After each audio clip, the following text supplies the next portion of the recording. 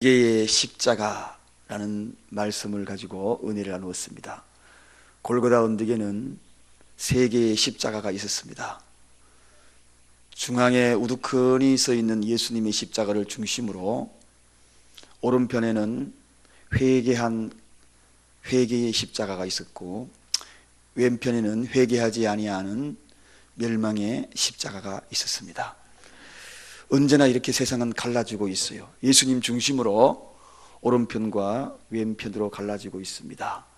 이 시간에도 갈라지는 소리가 너무너무 많이 들리고 있습니다. 어느 쪽으로 우리가 어떻게 갈랐어야 할 것인가? 오른편으로 그리고 왼편으로 선택의 자유는 우리에게 있지만 그 결과는 엄청나게 다른 것입니다.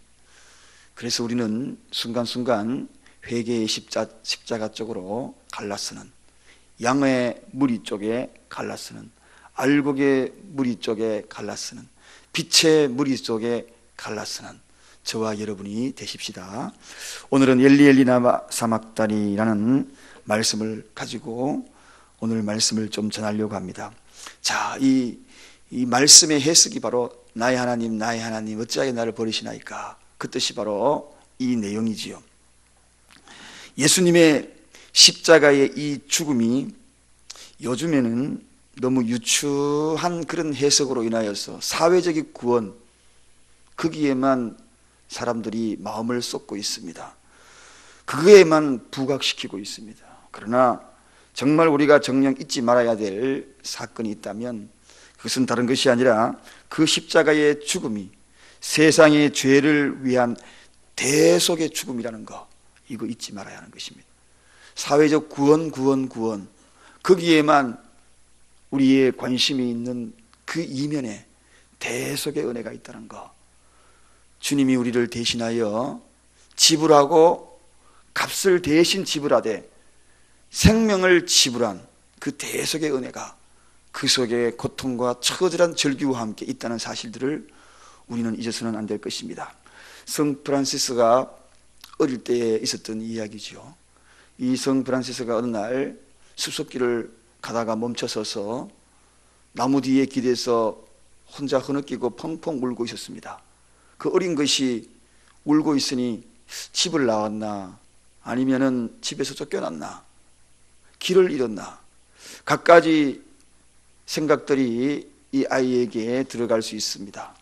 지나가는 사람이 물었어요. 얘야, 너 왜 이렇게 이 숲속에서 혼자 그렇게 울고 있니? 그렇게 이야기하니까 이 어린 성 프란시스코가 이렇게 이야기하지요. 예수님의 십자가 때문에 눈물 흘리고 있습니다. 예수님의 십자가, 그걸 지고서 나도 세상 끝날까지 따라갈 거예요. 그렇게 그 어린 아이가 이야기를 했다는 겁니다. 그렇습니다, 여러분. 우리가 예수님을 따른다는 것은 바로 그 십자가를 지고 따르는 것이 아니겠습니까? 이 어린아이의 고백이 어찌 아이의 고백으로만 끝나겠어요? 그 순수한 그 고백이 성자 프란시스를 낳았던 그러한 위대한 고백이 되었지 않는가. 그래서 그는 끝까지 어릴 때 말했던 그대로 그 십자가를 지려고 했었고, 그리고 성자라는 칭호까지 들을 수 있었던 그런 사람이 되었다는 겁니다. 십자가, 오늘 갈보리 십자가는 세인들이 말하는 그런 범죄자의 처형 장소, 그것처럼 그렇게 끝나는 이야기만은 아닙니다. 저와 여러분을 구속한 그러한 하나님의 섭리 속에서 일어난 그 사건이 바로 저 십자가입니다. 그리고 그 십자가 위에서 외쳤던 그 음성이 바로 오늘 엘리 라마 사박다니, 하나님 어찌하여 나를 버리시나이까, 그렇게 고백하는 예수님의 마지막 절규. 왜 이토록 이런 절규를 했어야만 하는가? 예수님은 신성과 인성을 함께 가지신 분입니다. 그래서 고통은 고통대로 다 받는 거죠. 그 고통을 고통대로 다 받기 때문에 저와 여러분의 고통을 아시는 겁니다. 신성으로만 저셨다면 그 고통이 고통으로 느껴지지 않았을 것입니다. 그런데 인성으로 그 십자가의 고통을 다 감내했기 때문에 그 고통이 너무나 컸던 겁니다. 너무나 고통스러워서 처절한 절규가 그에게도 필요했다는 것입니다. 그 고통의 절규가 엄밀히 이야기하면 우리가 외쳐야 될 그 소리, 내가 너무 고통스럽다. 자, 오늘 그런데 그 처절한 절규와 함께 십자가에서 되어진 일들을, 그 사건을 잠깐 한 번만 살펴보도록 합니다. 먼저 45절에 가보니까 6시로부터 9시까지 어둠이 계속 진행되는 장면이 나옵니다. 예수님이 십자가에 못 박히자 까닭없이 어둠이 밀려오더라. 6시에서 9시라는 것은, 6시는 정오를 의미합니다. 난 12시라는 이야기죠. 그리고 9시는 오후 3시입니다. 약 3시간 동안에 전 세계가 다 어두워지는, 태양이 어두워졌다. 그래서 학자들이 연구를 했어요.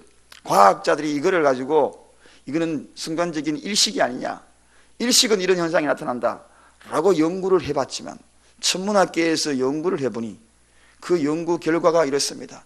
6월절에는 일식 현상이 나타나지 않는다 하고 결론을 내렸습니다. 그건 뭡니까? 그것은 천문학적인 그러한 계기 일식으로 이루어지는 그저 자연적인 현상이 아니라는 것입니다. 이것은 바로 하나님의 그 놀라운 섭리 가운데에 이 어둠이 예수의 죽음과 함께 이 땅에 임했다는 것을 봅니다. 그래서 이 어둠은 엄청난 사건입니다. 이 세상이 분간할 수 없는 그런 공포에 휩싸이는 그러한 사건이죠. 그래서 많은 사람들이 이 사건을 당시에 기억하면서, 그리고 그들 입에서 스스로 고백하거든. 과연 하나님의 아들이구나. 스스로 그들을 고백하게 만들었던 그 사건이 어둠입니다. 빛이 이르면 이렇게 사람들은 두려워하지요. 진리가 무너지면 어둠이 되는 겁니다. 이 땅에도 진리가 무너지면 어둠의 세계가 깔리고 마는 거죠. 어둠은 분간할 수 없는 세상입니다. LA에 한 번은 폭동이 일어났잖아요. 전기, 그런 모든 시설부터 먼저 파괴를 합니다. 그러면 까마득하게 온 천지가 무법천지돼요. 그러면은 폭력이 일어나고 무법천지가 되고 약탈이 일어나고 그런 사건들이 일어나지 않습니까? 어두운 말은 이렇게 무서운 것입니다. 빛을 잃으면 이런 사건이 터지는 겁니다. 예수님이 바로 빛으로 오신 것을 증명하는 거죠. 그래서 그 빛이 사라지니 얼마나 어둡겠습니까? 일시에 이런 어둠이 바로 쫙 깔렸던 겁니다. 또 이 어둠의 사건은 구원사역은 오직 예수님만 가능하다는 것을 보여준 사건입니다. 인간이 할 수 있는 일들이 아니거든요. 이러한 사건들은 인간이 일시에 빛을 잃게 만들고 세상의 어둠을 깔리게 하는 그런 사건이었다면, 오늘도 우리가 예수님이 하신 일이 아니라고, 다른 사람들도 할 수 있는 이야기라고, 이 구원이라는 이 사건은 또 다른 진리가 있는 이야기라고 얼마든지 유추할 수 있는 해석이 나왔습니다만, 그러나 예수님, 유일하게 예수 그리스도, 그분이 운명하시자 이 어둠이 깔렸다는 것은, 이거는 바로 하나님 한 분만 구원의 사건에 관여할 수 있다는 것을 보여준다는 것입니다. 여러분, 인간이 관여할 수 없는 것, 그런 것들을 암시해 주는 것이 바로 빛을 잃었더라, 세상이 빛을 잃었더라. 하나님이 빛을 비춰주지 아니하면 인간이 그 빛의 그 발길을, 그리고 진리의 그 길들을, 그리고 구원의 사건들을 결코 이룰 수 없다는 것을 확연히 보여주는 것이 바로 빛을 잃고 어둠의 그러한 그림자들이 깔렸다는 것입니다. 또 이 어둠이 지속적으로 한 3시간 진행됐다는 것은, 이것은 인류를 향한 하나님의 진노의 심판을 암시하는 겁니다. 여러분, 그렇습니다. 빛이야말로 하나님이 최초로 천지 창조할 때에 빛이 있으라 그렇게 해서 창조의 근원을 빛으로 두었습니다. 희망이었습니다. 빛은 소망이었어요. 그 빛이 있고 난 다음부터 차례차례 이 우주는 질서 있게 하나님 창조의 그러한 섭리 속에서 창조가 됩니다. 그런데 오늘 이 빛을 잃었다는 것은 하나님께서 이제 이 빛을 거두겠다는 겁니다. 이것은 뭡니까? 곧 하나님의 심판이라는 이야기입니다. 언젠가는 이 빛을 거두겠다는 것입니다. 인류의 빛을 거두는 그 순간이 어떤 시대입니까? 그것은 바로 심판이라는, 하나님이 진노하시는 그 심판이 도래할 것을 예고하는 것이, 이게 바로 어둠입니다. 여러분, 지금은 온통 세상이 밝아요. 밤돼도 불야성처럼 너무너무 밝아요. 그래서 인공위성으로 사진을 찍으면은 정말 우리 서울 시내 거리 찍으면은 환하습니다. 밤을 밝히고 있습니다. 그러나 언젠가 주님이 오시면은 모든 세상이 어두워질 겁니다. 그 어두운 세상이 심판에 도래하는 시선, 도래하는 그러한 때가 된다는 것입니다. 바로 이 어두움은 그런 것을 상징한다는 것입니다. 자, 이런 어두움이 짙어지면서 주님이 외치지요. 어찌하여 나를 버리시나이까? 46절로 가보니까 그렇게 외치고 있습니다. 엘리 엘리 라마 사박다니, 나의 하나님 나의 하나님 어찌하여 나를 버리시나이까? 이 이야기는 시편 22편 1절에도 동일하게 소개가 되고 있는 말씀입니다. 거기에도 예수님의 마지막 그 순간을 이렇게 마지막을 맞이할 것이라고, 그렇게 시편 22편 1절에는 예수님의 마지막 순간을 소개하고 있어요. 주님의 운명의 그 순간에도 주님은 약속하신 것을 지키는, 하나님은 약속한 것을 지키는, 할렐루야. 하나님이 약속하신 것은 마지막 운명의 그 마지막 한마디 남은 것까지도 지키시는 하나님, 세상 끝날까지 나와 함께 하시겠다고 약속하신 것은 세상 마지막까지 지키신다는 것을, 그가 하신 말씀은 1.1핵이라도 놓치지 않고 마지막까지 지키겠다는 것을 확실하게 보여주는 대목입니다. 마지막까지 여러분, 생명이 다하여서 내 목숨이 떨어지는 그 순간에도 하나님이 하신 말씀은 지킨다는, 저에게 약속하신 것 지키고 여러분에게 약속한 것을 지키고, 그래서 그분의 이름은 여호와입니다. 여호와 이름이 뭡니까? 약속을 지키겠다는 언약의 이름입니다. 반드시 구원하겠다는 약속의 이름, 언약의 이름, 그것이 바로 여호와입니다. 반드시 지키겠다. 여러분, 한번 하나님의 자녀가 되신 여러분, 다른 길로 가지 마시기 바랍니다. 끝까지 하나님이 여러분을 끌고라도 갈 겁니다. 강제로 끌고라도 구원의 길로 끌고 갈 겁니다. 피투성이가 되더라도 끌고 갈 거예요. 그리고 싸매면서도 끌고 갈 거예요. 상처를 치유하면서 끌고 갈 거예요. 채찍으로 때리면서까지도 끌고 갈 겁니다. 왜? 구원하는 것이 그분의 약속이니까. 이게 그분의 이름이, 약속의 이름이에요. 그분의 이름이니까. 여러분, 그렇습니다. 예언의 성취가 마지막 순간까지 다하여, 그래서 예수님이 하신 말씀이 뭡니까? 다 이루었다. 그래서 다 이룬 겁니다. 마지막까지 다 이루시는 주님의 이 약속된 모습이, 그래서 저는 그분이 좋은 겁니다. 그래서 그분을 신뢰하는 겁니다. 사람의 이야기는 물풍선것 같지 않습니까?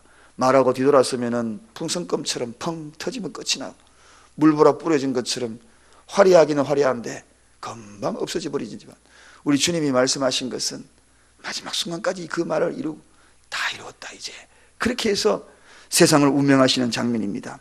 또 어찌하여 나를 버리나이까? 이 대목은 주님의 고통은 바로 고난 중에 있는 성도의 위로를 의미합니다. 이 고통을 한번 보십시오. 얼마나 큰 인성으로서 저희들의 고통입니까? 무자비한 고통이거든요. 십자가에서 매달려 채찍으로 40대를 맞았다. 이 40대 감한데 한 대를 맞아야 되는데, 로마 형법은 그렇습니다. 반드시 40대에서 한 대를 적게 때려야, 39대를 때려야 돼요. 그 이상 때리면은 그건 법이 아닙니다. 법을 지켜야 돼요. 목숨이 위태하다. 그래서, 근데 예수님의 그 흔적을 과학자들이 분석해 보니까 40대 감한 대를 때려야 되는데 그 이상을 무자비하게 때렸더라고 했습니다. 예수님이 그거 다 맞으신 거예요. 그러니까 법을 무시하고도 예수님은 다 채찍에 맞았다는 겁니다. 이런 엄청난 고통을 당했던 그 이유는 왜 그런가? 인류 살아가는 모든 인간들은 이 정도의 고통이 없다는 것을 보여준 겁니다. 이 정도의 고통이 없다. 그러므로 어떤 고통도, 그 어떤 아픔도 내가 경험했기 때문에, 최연하신 그분이 직접 경험했기 때문에 우리가 당하는 고통의 의미를 알고 있다는 것입니다. 할렐루야. 그렇습니다. 여러분 생각해 보십시오. 조만한 100m 되는 높이 되는 그 야산을 넘은 사람이, 그 저기 에르베트산 꼭대기까지 올라간 그 사람이 말하는 것에 대한 부분들을 이해할 수 있겠습니까?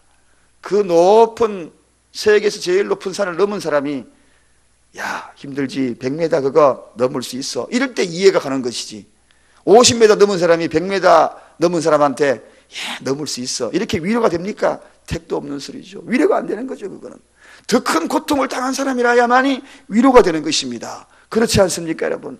그래서 우리가 아프다 그러면은 난 아파봤다. 그래, 네 아픔을 안다. 이게 체휼이거든. 체휼. 공감대를 가지고 내 마음을 알아주는 마음. 그게 체휼입니다. 공감대를 가지고 내 마음을 알아주는. 세상에 내 마음을 알아주는 것만큼 행복한 것이 어디에 있겠어요. 그래서 우리는 위로받는 겁니다. 그래서 하나님은 우리를 통하여 체휼하셨던 그 모든 걸 통하여서 우리에게 그 사랑을 쏟아놓는 것입니다. 그래서 나는 위로받는 것입니다. 그래서 어떤 고난도 고통도 이길 수 있는 그러한 힘을 그분에게 공급받을 수 있는 것입니다. 그래서 주님을 따르는 것이 십자가 짐 같은 고생이라 할지라도 주님의 그 십자가를 생각하면, 성 프란시스코가 이야기하듯이 나는 주님의 십자가를 지고 나는 끝까지 죽을 때까지 따를래요. 어린 그 아이의 고백, 우리의 고백처럼 들려지는 것입니다. 결론입니다, 여러분. 그리고 우리 주님은 마지막 큰 소리를 한 번 더 외치면서 본문의 50절에 가보니 그는 이제 운명하시다, 그렇게 마지막을 장식합니다. 운명하시다.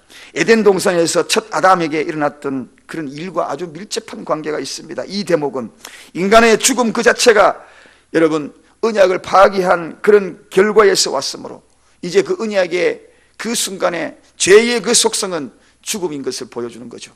그리고 난 다음에 주님 자신이 전부 다시 이제 화목 제물로 다시 회복시키는 그 대목을 죽음으로 대변했던 겁니다. 죄는 바로 이처럼 고통스러운 거예요. 죽음과 맞바꿀 만큼 큰 것입니다. 그래서 그분이 죽음과 바꾼 겁니다. 저와 여러분들의 죄성은 바로 이 죽음과 바꿔야만 되는 그런 죄가 있기에 그는 십자가에 운명하시다, 그것으로 예수님이 십자가의 상에 모든 것을 마무리하는 것을 봅니다. 사랑하는 여러분, 이제 말씀을 정리합니다. 나의 하나님, 나의 하나님, 어찌하여 나를 버리시나이까. 오늘 주님의 인성을 가지고 하신 그 마지막 절규의 음성이 저를 살린 겁니다. 여러분을 살린 것입니다. 오늘 그 고난의 십자가를 생각하면서 나에게 주어진 고난, 체휼하신 그분, 나가 당하는 모든 것들을 공감대를 가지고 나와 함께 하시는 그분, 그리고 그 죽음으로 나의 모든 죄를, 과거의 죄, 미래의 죄, 현재의 죄까지 단번에 도말하신 그 은혜를 감사하는 기도를 오늘 새벽에 한번 드려보지 않겠습니까? 기도하겠습니다. 하나님 감사